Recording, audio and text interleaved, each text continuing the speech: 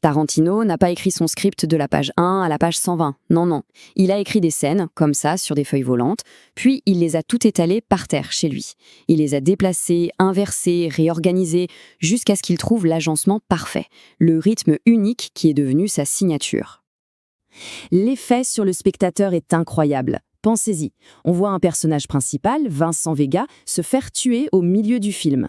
Et puis, hop, à la toute fin, on le retrouve bien vivant, en train de discuter tranquillement.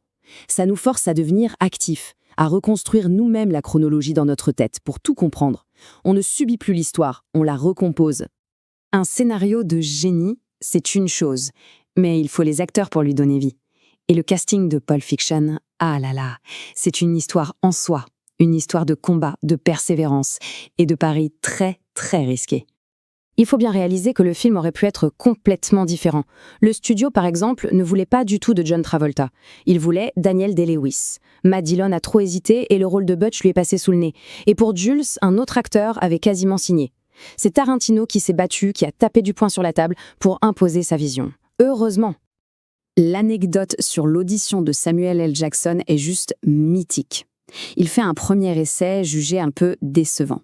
Il apprend qu'il risque de perdre le rôle. Alors il revient pour une deuxième chance, mais cette fois, il est furieux. Il